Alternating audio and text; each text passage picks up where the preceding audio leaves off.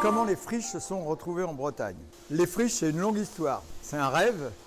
C'est le rêve d'un groupe qui s'était dit, si un jour les Jeux Olympiques ont lieu en France, il y aura une mascotte. Et s'il y a une mascotte, il faut que ce soit nous qui la fabriquions. Et quand il y a eu un appel d'offres pour les Jeux Olympiques de Paris, le premier qui était à l'appel d'offres, c'était le groupe Doudou et compagnie. Et comme on a coché à peu près toutes les cases, la case la plus importante, c'était le savoir-faire et la fabrication en France, là on a été choisi. On a commencé nos Jeux Olympiques il y a 2 ans. C'était une véritable compétition. La fabrication d'une mascotte, c'est 90% de manœuvre. Il fallait effectivement beaucoup de ressources humaines, beaucoup de formation, parce que le métier de la fabrication de jouets en peluche n'existe plus en France.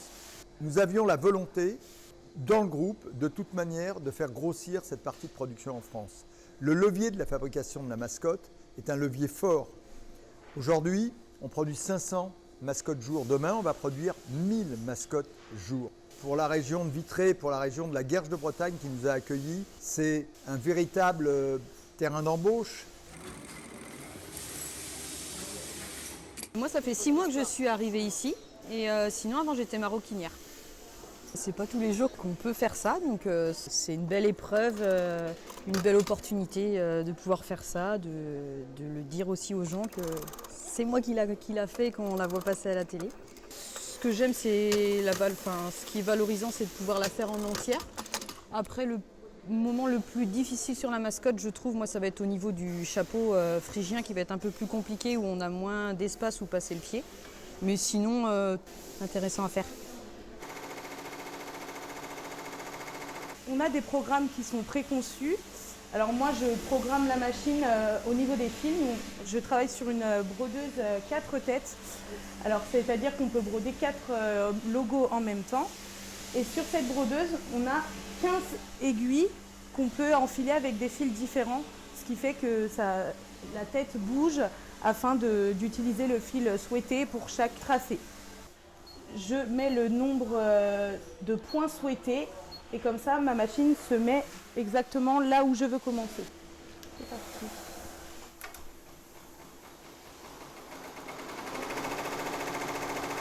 Donc là, on est au début du logo en fait, le cercle.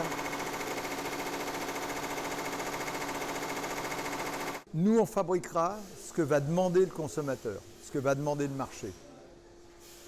On a une usine qui produit, qui n'a pas été créée pour la mascotte, qui a été créée parce que le groupe voulait relocaliser 10-20% de sa production. On produit 4 millions de jouets par an. Donc 10 à 20%, c'est 400, 500, 600 000 pièces qu'on peut produire en France. Je vous laisse calculer. Ça rejaillit sur tout le territoire de Vitré Communauté, qui est déjà un territoire très très attractif économiquement. Ça ne fait que redonner un peu plus de dynamisme à la région. Et voilà, sur la Guerche, on avait déjà aussi pas mal d'entreprises, donc voilà, c'est tout un contexte économique qui est très très favorable. Les friches Made in France, c'est la mascotte des Jeux Olympiques français. Elle est vendue sur le territoire français. Bien sûr, elle peut être exportée, mais il faut qu'elle soit achetée sur le territoire français. Donc on compte sur les 15 millions de tourismes supplémentaires, sur les 70 millions de Français pour adhérer à ces Jeux Olympiques et acheter beaucoup de friches et envoyer de par le monde les mascottes fabriquées en France. Je pense qu'elles ont leur caractère. Du rouge, du rouge, du rouge.